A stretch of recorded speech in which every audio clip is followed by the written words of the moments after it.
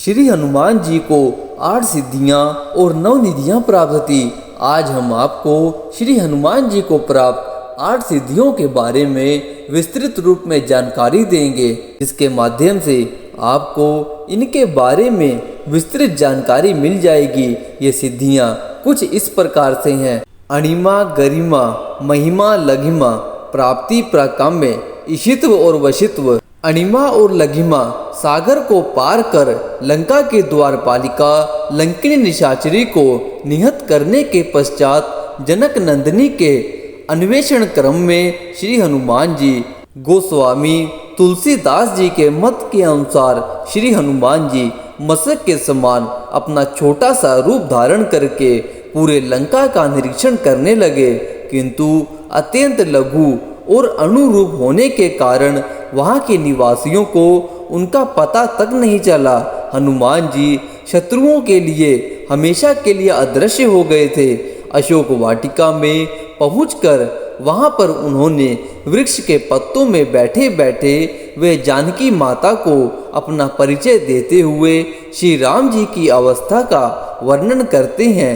इस वृत्तांत से श्री हनुमान जी के अणिमा और लघिमा इन 2 सिद्धियों की संपूर्ण प्रतिष्ठा का हमें परिचय मिल जाता है। सीता जी द्वारा ऐसा संदेह व्यक्त किए जाने पर महावीर मारुति ने उन्हें आश्वस्त कराते हुए अपने आप को स्वर्ण शैल के समान विशाल बनाकर अपनी अतुल शक्ति का परिचय दिया।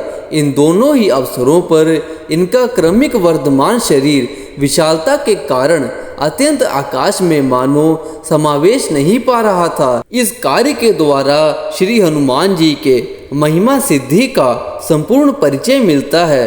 गरिमा। एक बार श्री हनुमान जी गंधमादन के एक भाग में अपनी पूंछ फैलाकर वहां पर लेटे हुए थे।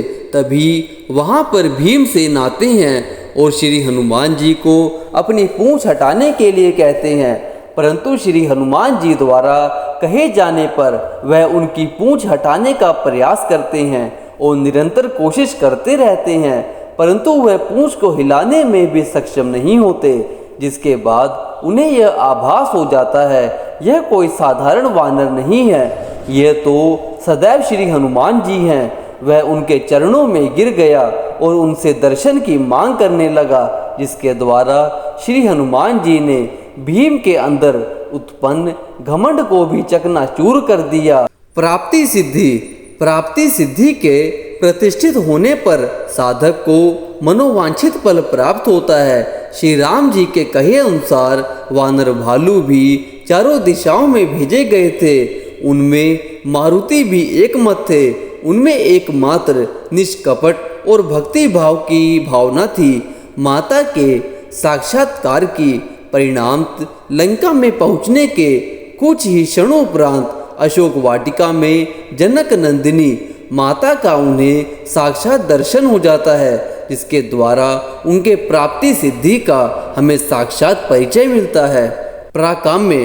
प्राकाम्य सिद्धि प्रतिष्ठित होने पर साधक जिस वस्तु की इच्छा करता है वह उसे उपलब्ध हो जाती है, यदि उसकी भक्ति प्रभु के लिए सच्ची हो, निष्कपट हो, तो उसे मनचाहा फल प्राप्त हो जाता है। इस तरह प्राकाम्य सिद्धि के बारे में कहा जाता है। ईशित्व। हनुमान जी भगवान श्री राम जी की वानर भालुओं की सेना का समय संचालन करने वाले सफल सेना नायक थे और साथ ही परम भक्त भी थे। ईशित्व सिद्धि भी प्रतिष्ठित रूप महावीर जी में साक्षात प्रदर्शित होती थी। वशित्व। वशित्व सिद्धि के प्रतिष्ठित हो जाने पर व्यक्ति को आत्मजयित्व भी स्वतः सिद्ध हो जाता है। और श्री हनुमान जी बहुत बलवान थे। श्री हनुमान जी अखंड ब्रह्मचारी एवं पूर्ण जितेंद्रिय थे, अतः अतुलित बल धामता उनमें निरंतर विद्यमान रहती है।